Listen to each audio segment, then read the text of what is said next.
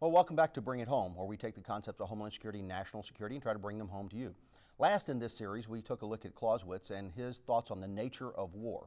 This time, we're going to see what insights those provide to us about the war. And let me credit, first of all, my friends on the faculty at the National War College who taught me much of what I'm about to explain to you when I served with them and worked with them in the 1990s. Great bunch of folks.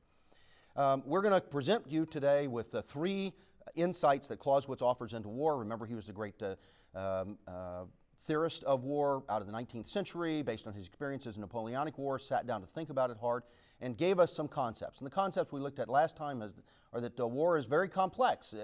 It's a concept of, it's an issue of life and death for the nation. It requires all the elements of national power, international relations, domestic governance, all have to come together. You have to include diplomacy and economics and intelligence as well as military power. And it becomes the link for us in modern day between national security and homeland security. I know a lot of people talk about homeland security as though it ought to focus first on hurricanes, disasters, natural disasters, and earthquakes. Those certainly would be included, but I would suggest that the first consideration for homeland security, the reason we're doing this at all, after all, and instead of just taking storms separately the way we did in the past, the reason we're wrapping them up under a government agency is because of the concern for national security. So, Clausewitz conclusions: war is not just violence, blind, it's not just logic, it's not just passion, it's a synthesis of those items. It is, as he said, a magnet suspended over three magnets, which is where we got our image. Now, here are his three insights. The first is that war is an act of force to compel the enemy. It is a matter of force. You can have wars on literacy and war on drugs and war on poverty and all these. What people are trying to do is bring passion bring passion to the issue. That's why they call it a war on. They want a lot of resources. But the truth is that only when violence is involved do you get the response of being able to compel the enemy to do what you want to do. There's only one means: combat.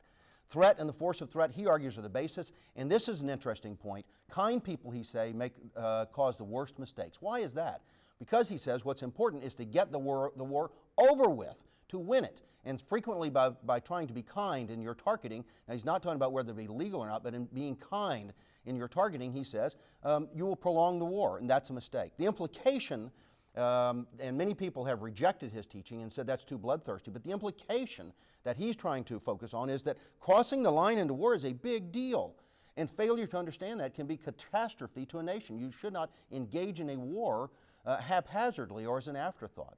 His second major insight is that the tendency of war is to escalate. No matter how reasonable or rational you think you're going to be, war is an interaction between opponents, and when you do something and he responds, or he does something and you respond, this is going to lead usually to an increased use of force. People don't back down because you slap them. Many times people step forward with more force. So escalation, he says, is natural and therefore must be controlled by the government. You must make a conscious effort through diplomacy and the exercise of military leadership in order to control force. Otherwise, it will run away with you. The implication, of course, is that the enemy may escalate, you may escalate, chance takes control unless you actively control war. Don't start this and assume that it's just going to take care of itself like clockwork. And lastly, fog and friction, he said, dominate. Everything is simple, his term, but the simple is difficult. Doing this, the easiest thing turns out to be very difficult, 10,000 miles away, and unpredictable in the way it will be accomplished. The first report is always wrong. Think of the Tonkin Gulf resolution in the Vietnam War. And you cannot plan on how to deal with fog and friction. You can only train and practice and try to adapt. And so what that means is that controlling war requires rules, and hence the use of the theory of the just war, that a war must be waged within rules. First of all, a war must be declared only justly because of rules are satisfied, waged only within the rules, and there must be a just termination afterwards. Now, these rules were put in place for humanitarian reasons. I'm suggesting utilitarian reason, and that is that waging war within the rules causes narrow reasons to go to war. It controls violence within war. It will bring you to a quicker end to the conflict and a better peace at the end if you wage within the rules. Remember this, without a just war, think about this, the enemy can't surrender. If he can't trust you to treat him justly, he can't even surrender to you, which is what happened in the Pacific War in the 1940s when neither the U.S. forces or the Japanese forces trusted each other to act with humanitarian intent. So the important lessons, the third thing we're going to, or the fourth concept after the three Clausewitzian concepts, the important lesson is that the use of force and threat of force over time to achieve policy, that's the way war is defined. Use of force to achieve policy. It should be waged within rules for legal ends. Every war is different, but every war combines reason, passion, and chance, and every war threatens to spin out of control. Now, the challenge, of course, is this. What if the enemy has a different logic? What if the enemy has an entirely different set of rules? What if you try to play within the rules to control war, and his whole intent is to make war and passions spin out of control? Well, then you're up against a serious, serious problem, which is why Clausewitz said this.